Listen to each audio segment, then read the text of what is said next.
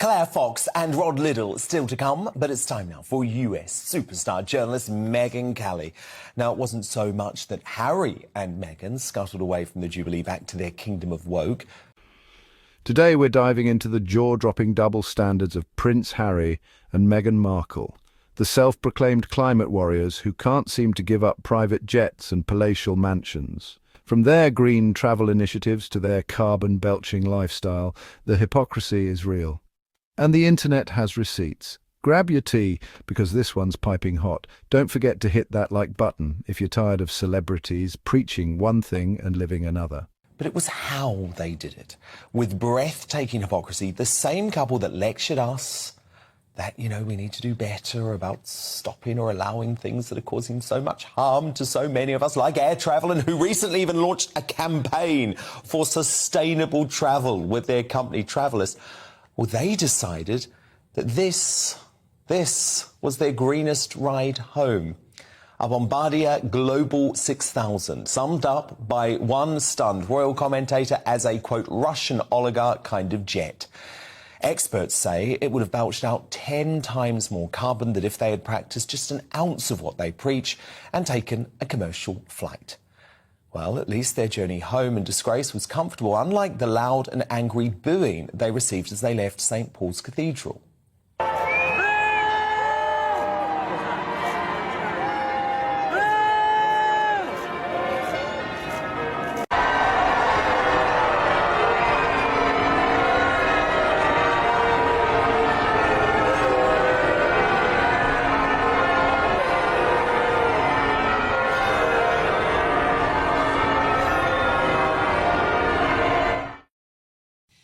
Megyn Kelly, there's a lot of reason to boo Harry and Meghan, right? When they're telling us...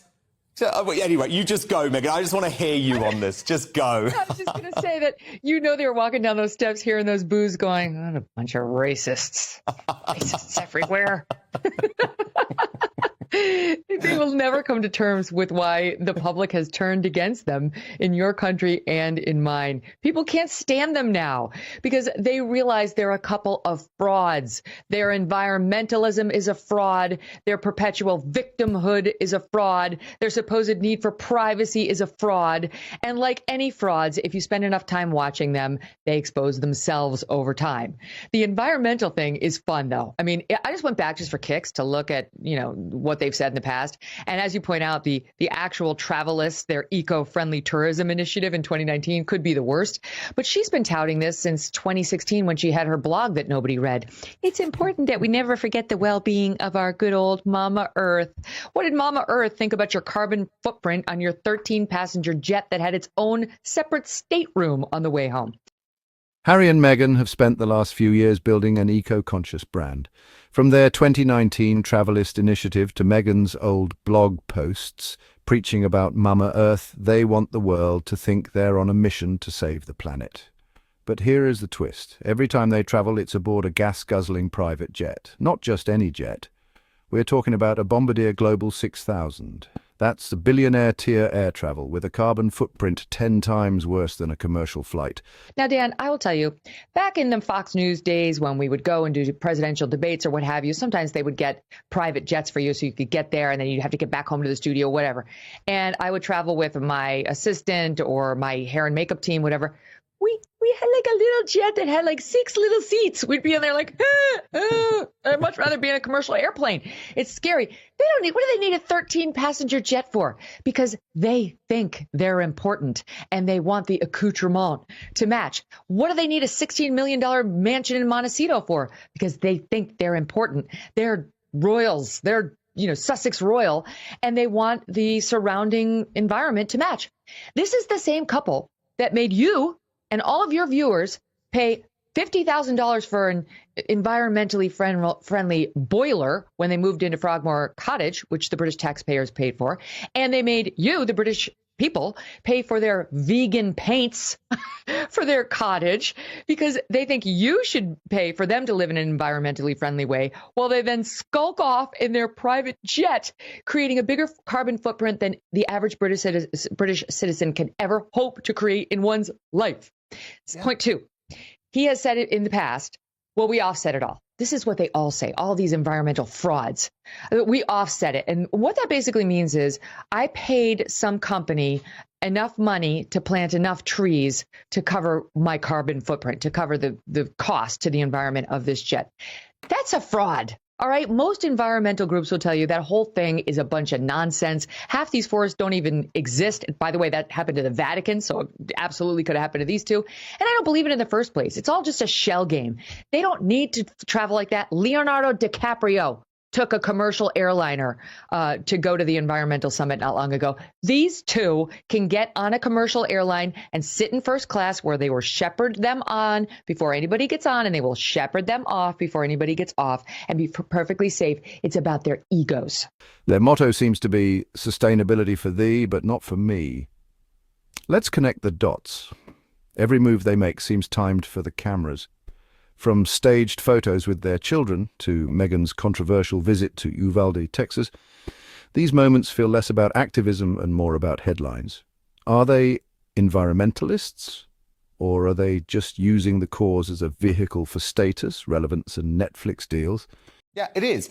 But the irony is, Megyn, I don't give a damn if they want to catch a private jet. I've got lots of rich and famous friends who are prepared to pay for these things. Right? I don't give a damn. Just never, ever tell me again how I should travel. Never do that again. Because you are the biggest hypocrites in the world, and we should just block out their preaching. People are still listening to them on certain things. Like, I still think that they have this platform because some people think they're in earnest. But the hypocrisy is totally rank. I agree with you. I know a lot of people who fly private, whatever. They don't lecture the rest of us on how we need to live. And then, by the way, these two to and fro, everywhere you see them, they're getting out of Range Rovers. They're living in this huge mansion, which is not exactly environmentally friendly. So please just spare me. Maybe you should pick a different issue, right? Like, pick one that's not as in your face, where you're not sincere on it. But like I said at the top, Dan, like, look at them with their request for privacy. We really don't want to be in the news. But could you pose for a picture with our little baby, Queen Elizabeth? That'd be so great. We could get it on Netflix. Thanks so much. Right? Like, what did you make of that, Megyn? It was crazy. And then, by the way, did you see as well, Kate and William put out a cute picture of their Prince Louis, you know, who'd stolen all of the attention at the Platinum Jubilee. And literally, within a few hours' time, Harry and Meghan, they had to release their own picture of Lilibet, didn't they? Because it's all just a game to them. It's a PR battle, and it's pathetic.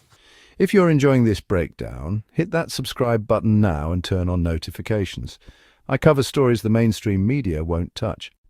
This isn't just about Meghan and Harry. This is about how the elite play by different rules. They preach restraint while living in luxury. But honestly, like, the worst thing she's done in the past month, we haven't even touched on. Speaking of putting out inappropriate pictures, she went to Uvalde, Texas, the scene of a mass murder of children here in the United States.